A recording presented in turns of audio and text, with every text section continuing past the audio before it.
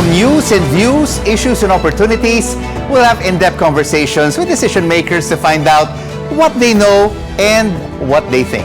I'm Rico Hizon, inviting you to join the exchange because your business is our business. The Marcos economic team is facing a number of crises that are hitting households. Consumer prices rising at their fastest rate in nearly 4 years, while 3 million people are jobless. People are waiting for concrete steps from the promised comprehensive all-inclusive plan. It's back to the drawing board for a proposed economic zone north of Metro Manila after the president rejected the bill creating it. And no choice but to import pork and chicken to stabilize supply for now. The vision of food sufficiency in our sweet vision.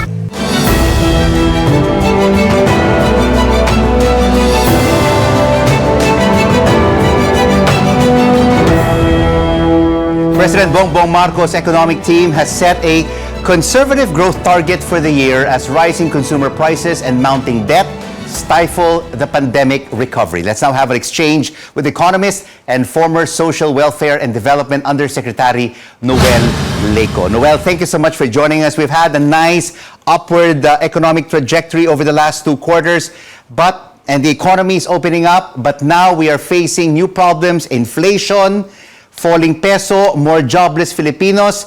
Is this a concern for you? Oh, that's for sure.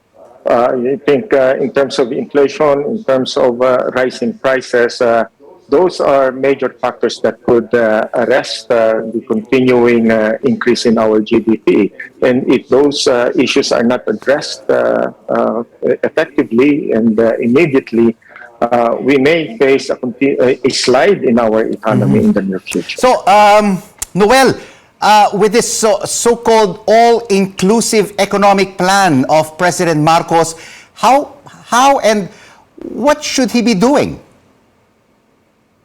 Well, if he looks at the economy and looks at the composition of our economy, household spending is a major factor in our economic growth. So if the purchasing power of our consumers are threatened and weakened, we can expect that our economy could slide down once again.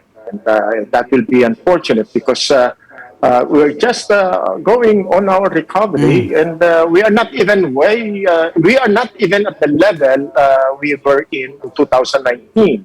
So that will be a major cause for concern for us. All right. Of course, we have a double whammy, no? We had the pandemic for 2 years, and now we have this ongoing conflict in Eastern Europe, which is making things worse. So with rising inflation, what do you think, Noel, should be done by this government to temper the spike in prices? Well, there's not much we can do in the world market, but definitely we can do something here in the domestic front.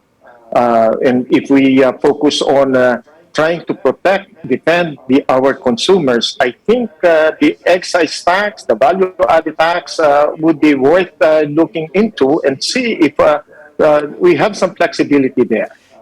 Perhaps suspend the excise tax or even the value-added tax in the meantime. But Noel, it seems like that is out of the question, the suspension of the excise tax and the value-added tax, because President Marcos has said that is not even in his agenda. So what is the next best thing to do then?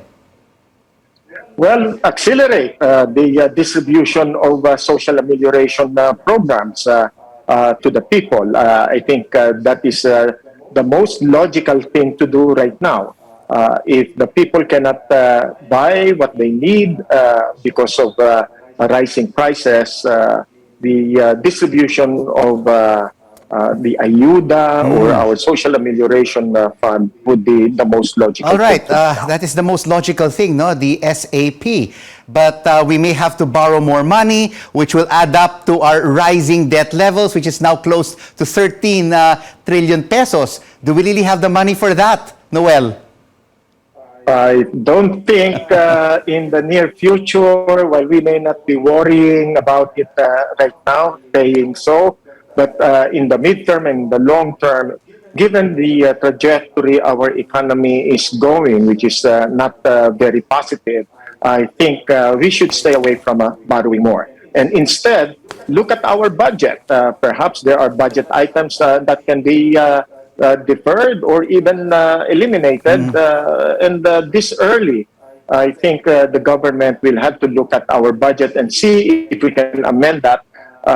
Go to the legislature and get them to task and see the programs that Right. are not being implemented and may not be implemented throughout the year or for the rest of the year, I think can be a source of much What about cost. jobs? A lot of our kababayans are still jobless or are underemployed. This is really very disappointing news when the economy is opening up. What must the administration do to create quality jobs, sustainable jobs? Noel.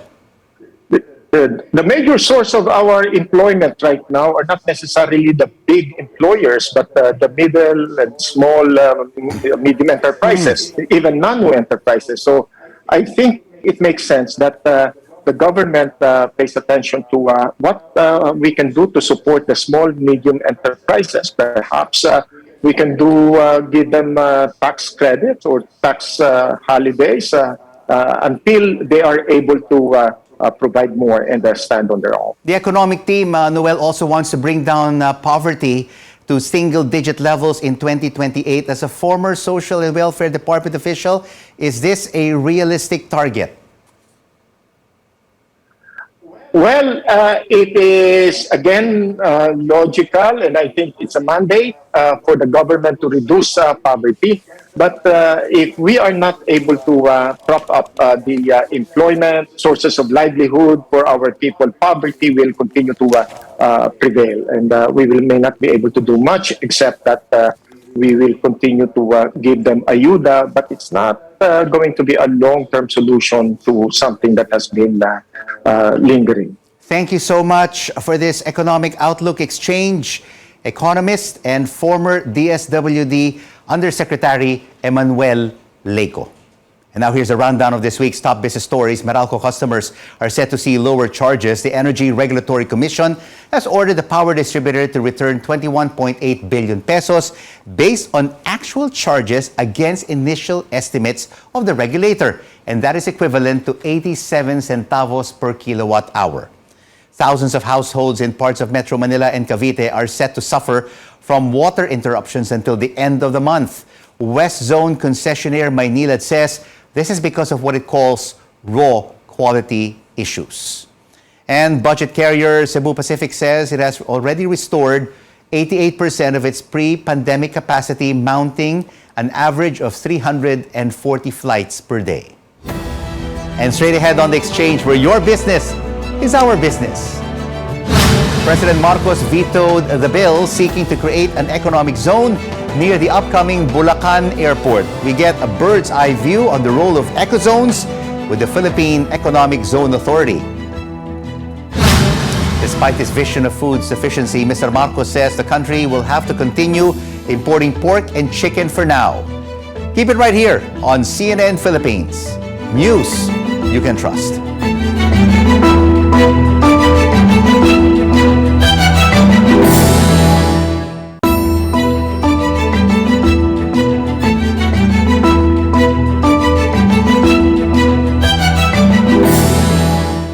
Glad you're staying with us right here on The Exchange, where your business is our business. I'm Rico Hizon.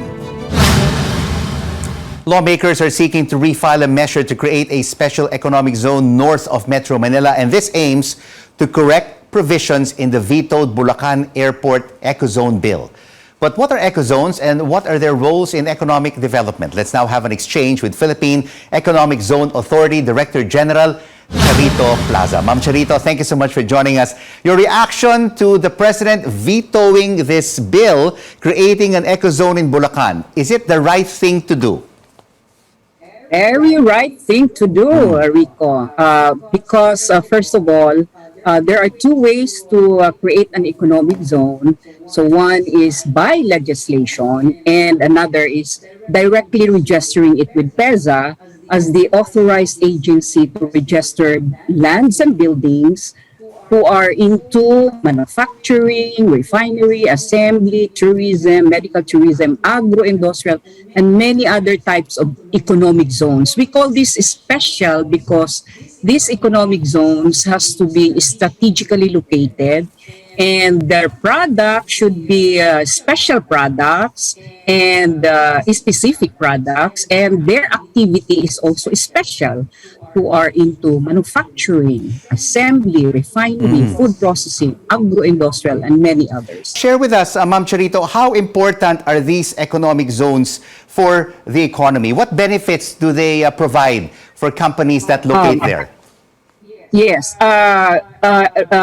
Rico, the economic zones concept is now the trend in the world, especially in Asia. No? In fact, creating economic zone is the strategy of China, that the one sleeping giant has awakened and is now the number one manufacturing country of the world, and competing with the US as the most industrialized country.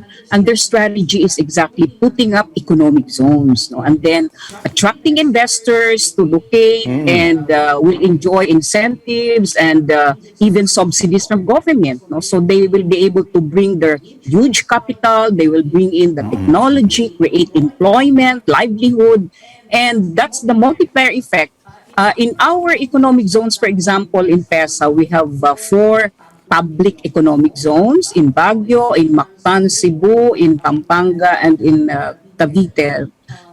These public economic zones of PESA has triggered the growth of private economic zones, has triggered the growth of the LGU host, and the people are enjoying jobs and livelihoods. So social progress was created. Yes, ma'am. The poverty and crime incidents went down, and because people has jobs. Yes, No? So ma'am. once we give jobs to our people, the multiplier effect is more businesses will grow. So, Ma'am So more Charito, jobs will be created. So, Ma'am Charito, how many companies in total do we have in the eco zones in the country, and how many jobs in total have they been able to create for our kababayans? Yes, as far as PESA's four public eco zones and private eco zones, we have now a total of 417 eco zones nationwide. Half of these are the IT BPOs, the IT centers and parks where it hosts IT BPO companies. So the total of registered companies in PESA's economic zones, both public and private, we already totaled to 4,586 registered business enterprises. And we created 1.7 million directly employed. And NEDA says for every one direct job, we create 6 indirect jobs. These are the indirect jobs created by everybody doing business in the ecozone. Like, for example, the suppliers, Right. the truckers, the brokers. And this has, in fact, grow the SMEs, no, because they become the suppliers, even our farmers, everybody doing business in our economic zones are benefited. Yes. So we are now what we are doing now, Rico, is to spread the creation of more special economic zones in the countryside.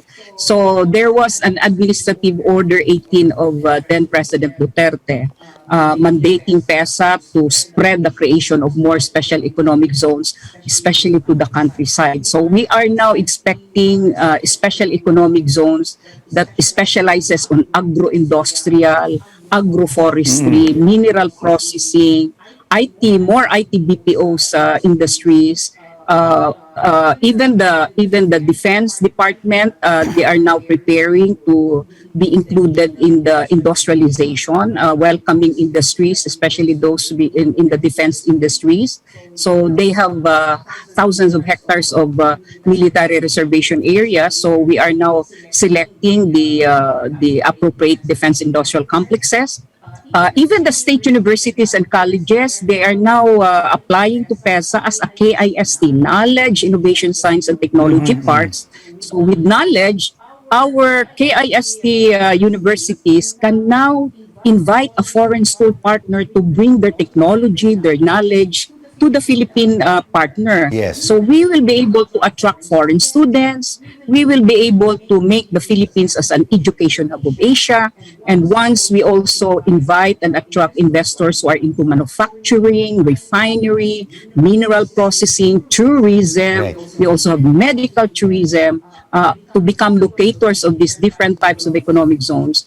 Then we expect that the export and the dollar earning industry will flourish. So this will be a big help to the economy and total development of the country. So much potential for the ecozones in the country. Thank you so much Right. for this exchange. Right. Philippine Economic Zone Authority Director General Charito Plaza. And straight ahead on the exchange, where your business is our business, President Marcos, who is also Agriculture Secretary, has highlighted the need to continue importing meat. We talked to the United Broiler Raisers Association and the Philippine Association of Meat Processors about how this impacts the market. Keep it right here on CNN Philippines. News you can trust.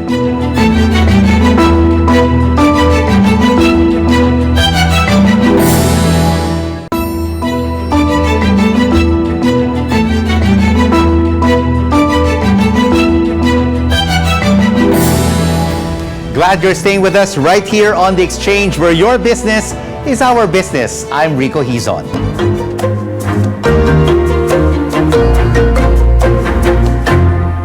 Citing the recent African swine fever outbreak and supply problems for chicken feed, the president says importing meat is necessary to stabilize food supply. How are local producers responding to this call? Let's now have an exchange with United Broiler Raisers Association Chairman Gregorio San Diego and Philippine Association of Meat Processors Vice President Jerome Ong. Gentlemen, thank you so much for joining us. Jerome, let's start off with you. Do you agree with the president's statement that we should continue importing meat? Yes, I fully agree with President Marcos' pronouncement to continue importation for now, because we believe that it is an ad hoc measure, a temporary measure meant to both ensure food sufficiency and control inflation, which last June skyrocketed to 6.1%. So we agree fully with the measure. We are fully in support of it. And we also understand that it is only a temporary measure until such time that the local sector is ready to supply. When you say in such a time, short term, what is this period? For how long should the government be importing pork and meat? Well, Rico, it's really hard to say, but as long as the Russia-Ukraine conflict continues, commodity prices throughout the world will be expensive, and for that reason alone, we need that support. We need the short-term or stopgap importation measures so that there will be food on the table for most Filipinos. Yeah. So really hard to say. It will all depend on the war to a great extent, Right. and on other external factors. Georgie, let's cross over to you now. No, how about in chicken supply? Is the country facing a shortage? In a way, we actually allow importation for the meantime because local production has retreated by so much volume because the past administration keeps on importing very large amount of chicken meat. And also, the hog sector also accepts the fact that there is short supply here in the Philippines. What we are asking for are reasonable volume of imports, not too much volume. And that is destroying the local production. So when you say reasonable volume, what should that amount be compared to what is being imported right now by the government?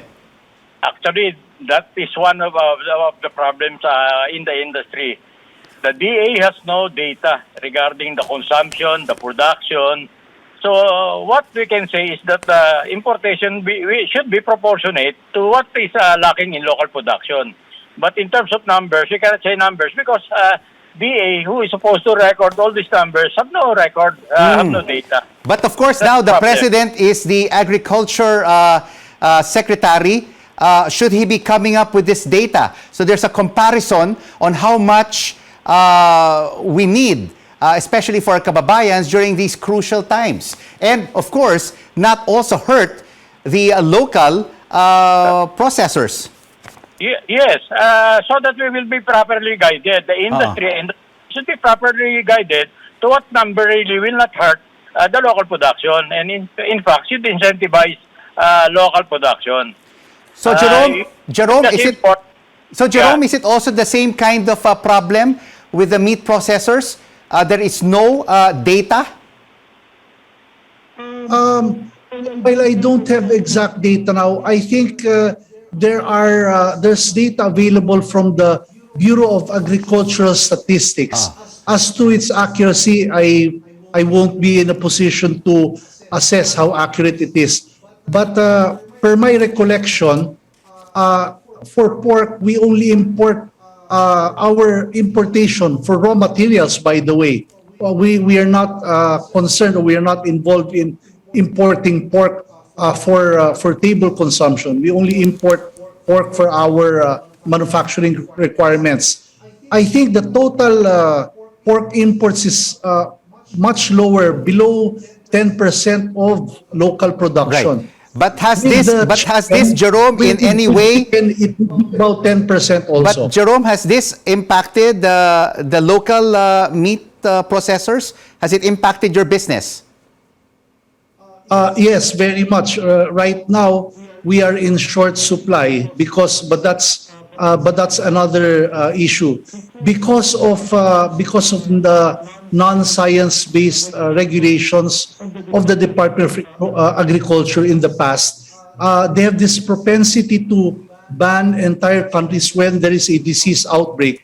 When the guidance of the OIE, or the World Animal Health Organization, is to ban only areas or zones which have animal disease. But in our case, we are even more strict than we are even stricter than OIE guidelines. So that has caused a shortage in the raw materials available to us, leading to tripling of our particularly MDM, or mechanically deboned chicken meat.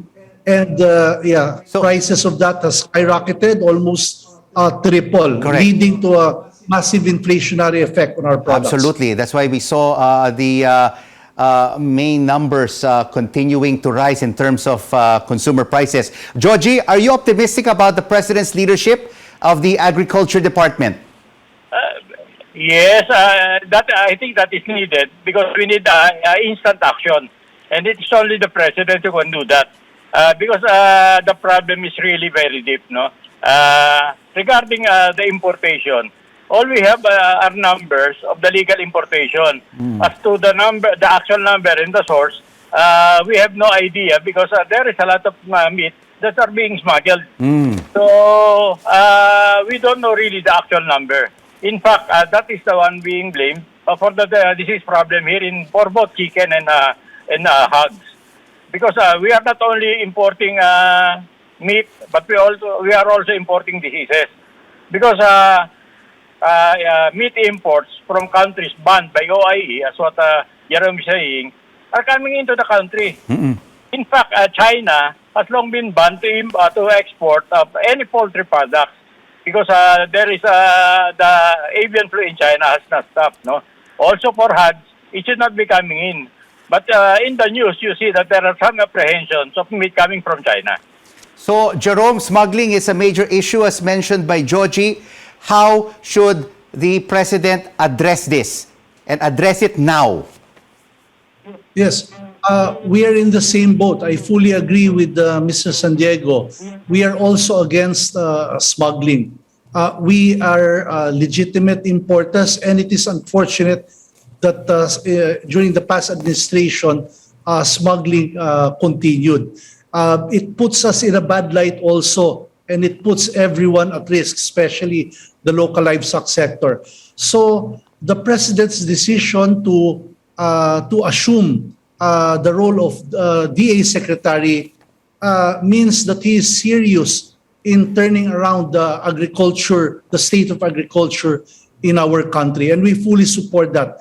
And he will be in the best position, not just in terms of revising policy directions, but in terms of enforcement also, because smuggling is a domain not just of the Department of Agriculture, but also of the Bureau of Customs. So yes, it must be stopped, because not only does it rob the government of precious revenues, but it also puts the health of local livestock at risk. So we fully agree with Mr. San Diego on that. It must be stopped. Smuggling must be stopped. Thank you so much, gentlemen, for this food sufficiency exchange. United Broiler Raisers Association's Gregorio San Diego and Philippine Association of Meat Processors, Jerome Ong. And before we go, some welcome news for Filipino foodies. Bibingka was named the 13th best cake in the world. Based on food website Taste Atlas's audience ratings, the rice cake has a rating of 4.43 out of 5 and is the only Filipino dish on the list. A chocolate cake from Bulgaria called Torta Garash ranked the highest. Congratulations to our beloved Bibingka. And this is the exchange who makes sense of the facts and the figures and the ups and downs of the business cycle, because your business is our business. I'm Rico Hizon. Thanks for watching CN Philippines. News you can use, news you can trust.